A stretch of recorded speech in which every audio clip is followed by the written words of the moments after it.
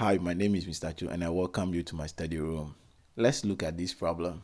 The A part has a diagram that is not drawn to scale, and it says that in the diagram, the radius of the sector of a circle center O is 7 centimeters and angle MON is 60 degrees.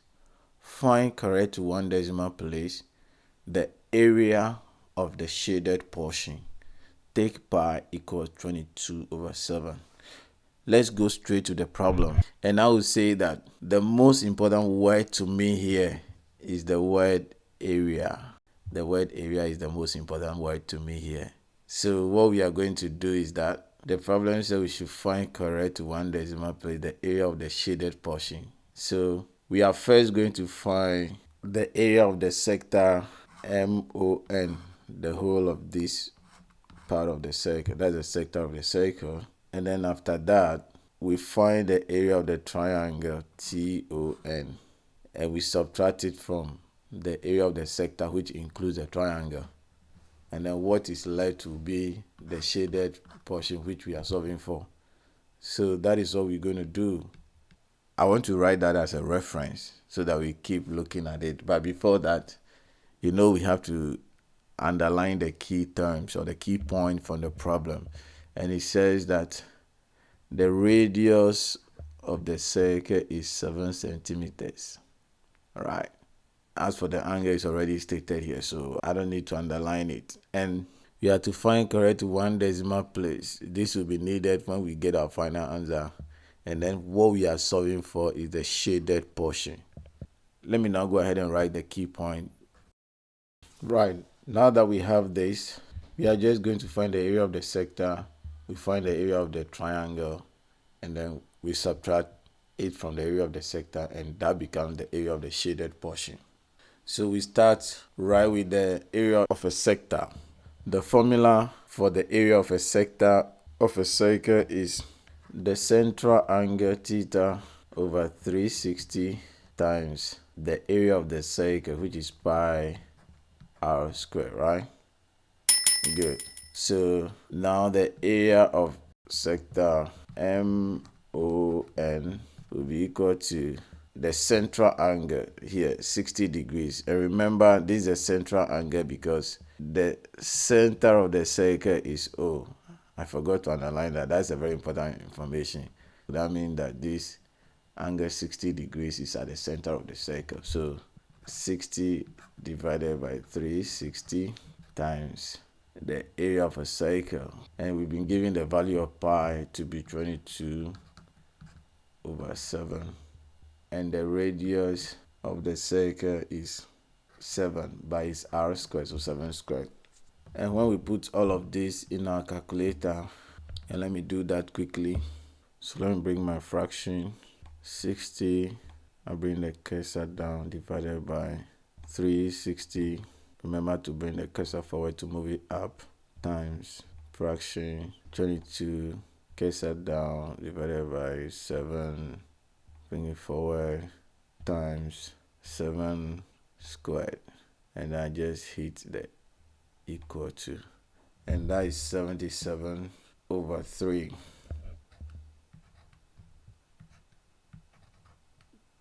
But remember, the question said we should find it correct to one decimal place. So that's not the final answer, but that gives us an indication that our answer should be in decimal. So we are going to write our answer in decimal. So that will be approximately, on your calculator, you do 77 divided by 3 equals, then you press the XD. That's 25.66666. So let me write approximately 25.6667 square centimeters. So this is just the area of the sector. Now let's go to the area of the triangle. Let's go back to triangle TON. And triangle TON is a special right triangle, and that is a 30, 60, 90 degrees special right triangle. Why am I saying that? Because this is 90 degrees, this is 60, and obviously this will be 30 degrees. So if I will sketch this to be a 30, 60, and 90 degrees right triangle. An easy way of doing it is that if the shortest side, which is the side that is opposite the 30 degrees this way, is x, then the hypotenuse is going to be 2x, which is twice that side, and then the other side, the side that is opposite the 60 degrees, is going to be x root 3, right? By applying that to this triangle, the side ON is the same as this side, which is the radius of the circle. So that means this is 7 centimeters. And that is the side that is directly opposite the right angle. That means this is the hypotenuse of the triangle, right? So if the hypotenuse, which is twice the shorter side, is 7, it means that this side is going to be 3.5, right? 3.5 centimeters, because that will be half of it. And this side is going to be 3.5, or 7 over 2 is the same thing, square root of 3, because that will be the x, which is a 3.5, then root 3. So 7 over 2 or 3.5, which is the x, because this is the side that is directly opposite the 30 degrees. And you can check this using the Pythagorean theorem to see whether it works, which is by saying that 7 squared, which is the hypotenuse, equals 7 over 2 squared, or you can use the 3.5, no problem, plus 7 over 2 root 3 squared. You can check with your calculator to see. This is 49. And let's try the other one on the calculator and see. 7 over 2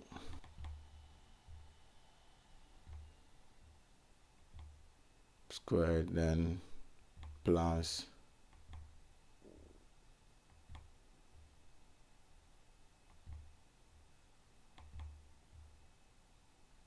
7 over 2 root 3. Remember to bring the cursor out, then you close the parenthesis. Also squared, and that also gives us 49. So that means our answer is correct. Good. And this triangle has a perpendicular height, so we can use the basic formula for the area of a triangle, which is half times base times height, right? So for this triangle, we are going to have 1/2 times the base is 3.5, which is the same as 7 over 2, times the height is 7 over 2 root 3. Put that in our calculator. We are going to have 1/2, 1 over 2 times 7 over 2 times 7 over 2. Remember to bring the cursor up, root 3, and equal to, that gives us 49 root 3 over 8, which is the same as 49 over 8 root 3. So 49 over 8 root 3. And again, that will be approximately, because we are writing it in decimals. We press XD, and that gives us 10.6088. 10.6088 centimeters squared. So now we know this, and we know this. So the area of the shaded region, let me call it just A to save some time, equals the area of the sector, which is here 25.6667 minus the area of the triangle 10.6088. 25.6667 minus 10.6088, and that gives us 15.0579.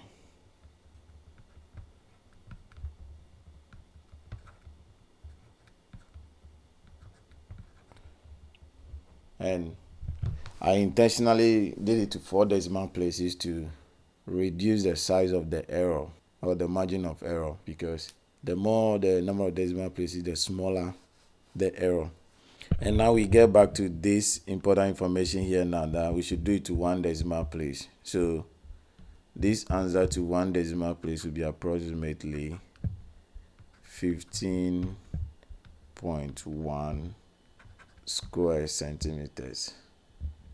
That is to 1 decimal place.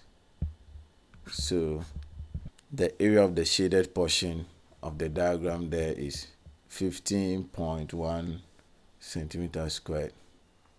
Before we move on to the B part of the problem, let me quickly add that the area of this triangle here, we can also use area equals the square root of s multiplying s minus a multiplying s minus b multiplying s minus c, where s equals a plus b plus c, all divided by 2, and a, b, and c are the 3 sides of the triangle.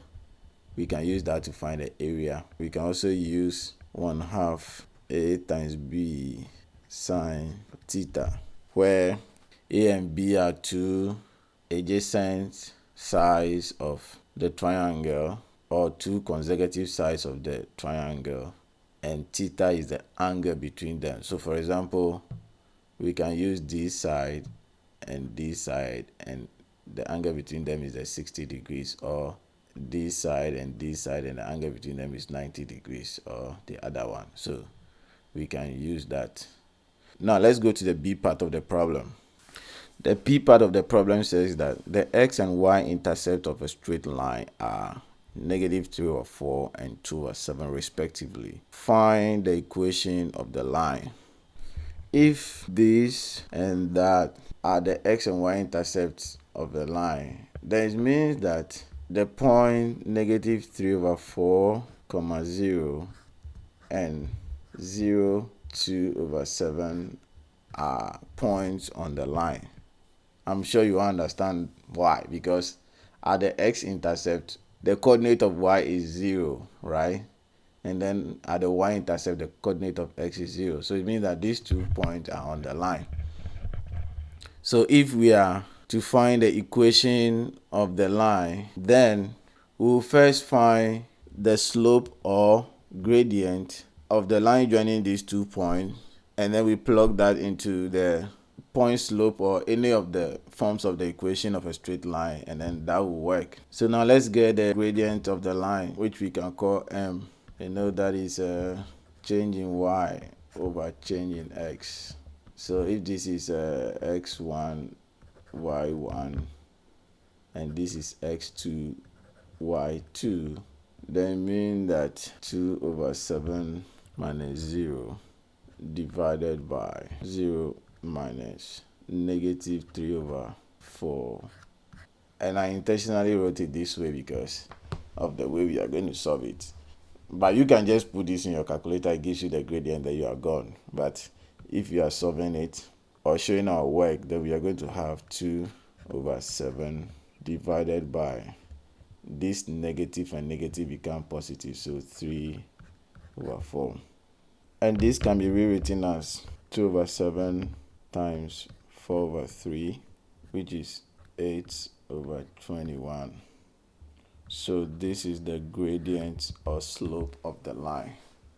So now that we know this, we can pick this and any one of the points and substitute them into the point slope form of the line, which is y minus y1 equals m, which is the slope, multiplying x minus x1, and directly picking the x-intercept.